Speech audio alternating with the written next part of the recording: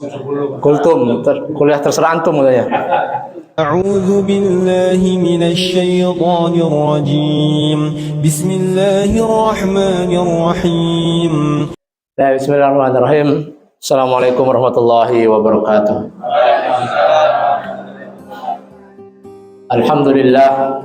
Alhamdulillahilladzi ja'ala syahr Ramadan syahrus siyam. Alhamdulillahilladzi ja'ala syahr Ramadan syahrul qiyam. Asyhadu an la ilaha illallah wahdahu la syarika lah. Wa asyhadu anna Muhammadan abduhu wa rasuluh. Allahumma salli ala Muhammad wa ala alihi wa ashabihi wa man tabi'ahum bi ihsanin ila yaumiddin, amma ba'd. Jamaah Masjid Baitur Rahman yang dirahmati Allah Subhanahu wa taala. Pertama, marilah kita senantiasa memanjatkan rasa syukur kita kepada Allah Subhanahu wa taala. Karena sampai detik ini, sampai saat ini kita masih diberikan kesehatan oleh Allah Subhanahu wa taala. Kita masih diberikan kenikmatan oleh Allah Subhanahu wa taala. Kita masih diberikan keimanan oleh Allah Subhanahu wa taala. Kita masih diberikan kesehatan dan kesempatan oleh Allah Subhanahu wa taala sehingga kita bisa memasuki bulan suci Ramadan, sudah masuk di 10 hari terakhir, yaitu pada hari ini tanggal malam ke-21 ya. Bagi kita 21, tapi ada lagi bagi yang sudah mendahului, berarti malam ke-22. Berarti nanti semua malam 10 terakhirnya malam ganjil semua ya.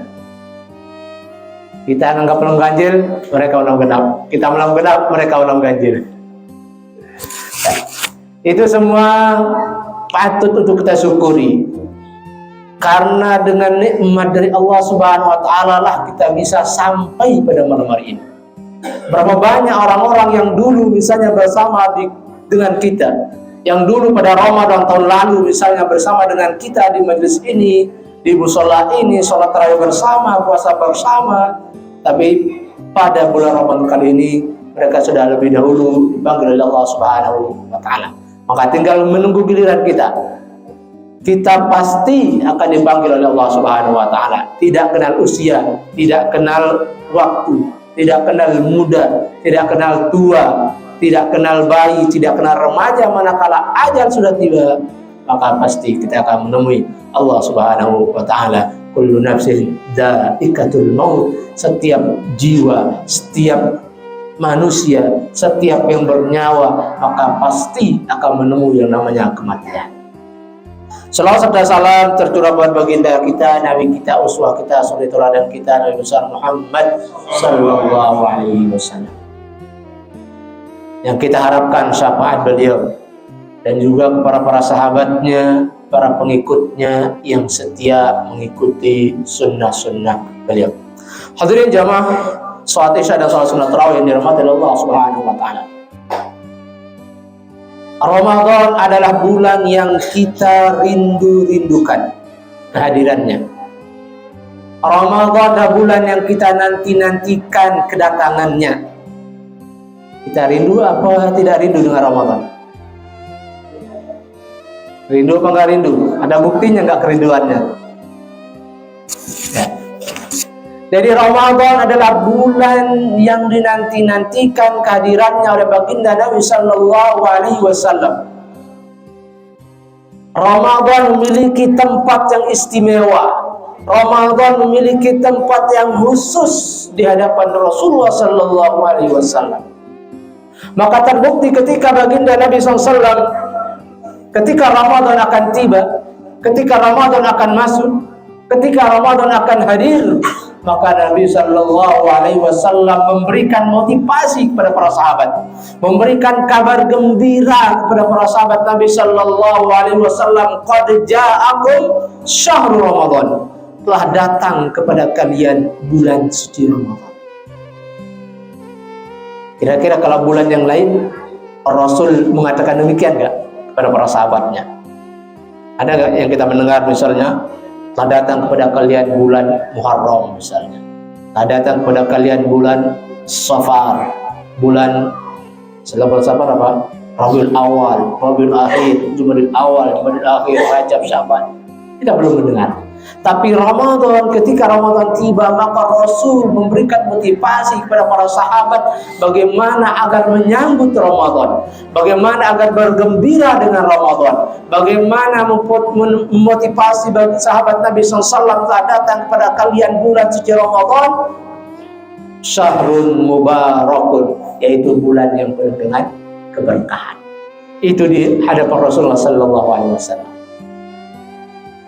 Maka begitu juga di hadapan Allah Subhanahu wa taala, Ramadan memiliki tempat yang istimewa. Kenapa tempat istimewa? Karena Allah turunkan Al-Qur'anul Karim pada bulan suci Ramadan. Tidak diturunkan pada bulan-bulan yang lain. Syahrul Ramadan allazi unzila fihi al-Qur'an hudan lin-nas wa bayyinatin minal huda wal furqan. Maka itu menunjukkan bahwasanya Ramadan memiliki istimewa di hadapan Allah Subhanahu wa taala. Sehingga Allah Subhanahu wa taala menurunkan kitab yang begitu mulia, menurunkan kitab suci Al-Qur'anul Karim sebagai pedoman kita, Al-Qur'anul Karim sebagai petunjuk kita, hudan lil muttaqin sebagai petunjuk bagi orang-orang yang bertakwa kepada Allah Subhanahu wa taala, yaitu Al-Qur'an sebagai map kita, sebagai panduan kita dalam mengarungi kehidupan kita, baik kehidupan kita ya di dunia ini maupun kehidupan kita kelak di akhirat. Istilah seperti map, ya. Maka pantas Rasulullah SAW mengatakan, intamassaktum bihima, jika kalian berpegang teguh kepada kedua ini, yaitu Al-Qur'anul Karim dan Sunnah Nabi SAW, lan tadillu abada, kita tidak akan pernah tersesat. Berbeda kalau patokan kita di dunia map GPS, ya, atau map apa? Google atau map Waze misalnya. Maka mungkin kita kadang disampaikan ke tempat tujuan kita, kadang kita tidak disampaikan ke tempat tujuan kita. Nah, mungkin bapak-bapak atau ibu-ibu sudah membuktikan itu. Silakan.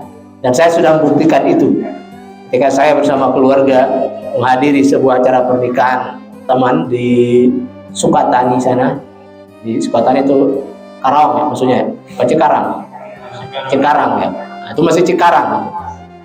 Saya terus menelusuri jalur sesuai dengan petunjuk map. Kemudian saya dibawa ke sawah. Kemudian map mengatakan Anda sudah sampai di tempat tujuan.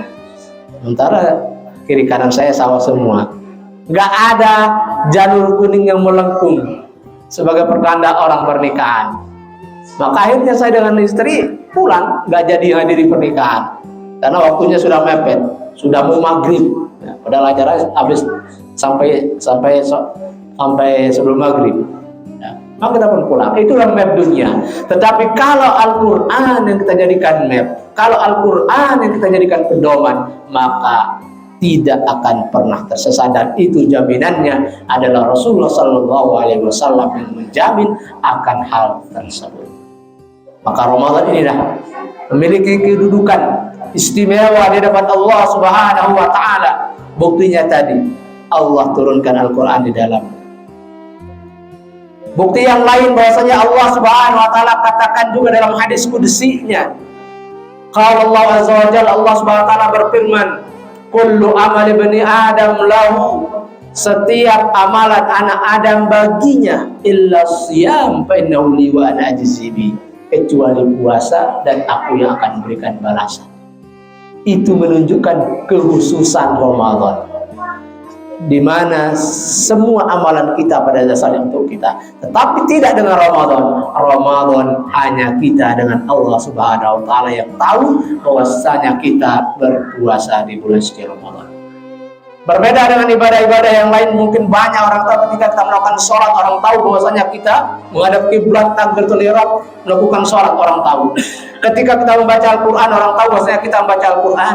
Ketika kita berinfak, orang mungkin tahu bahwasanya kita mengeluarkan harta kita, kemudian kita masukkan ke kotak amal 100.000 misalnya, orang tahu. Ketika kita pergi haji, pergi umrah, mungkin se-RT, sekampung orang tahu. Tapi ketika puasa bulan suci Ramadan, itu kita dengan Allah Subhanahu wa taala yang tahu. Orang lain tidak tahu.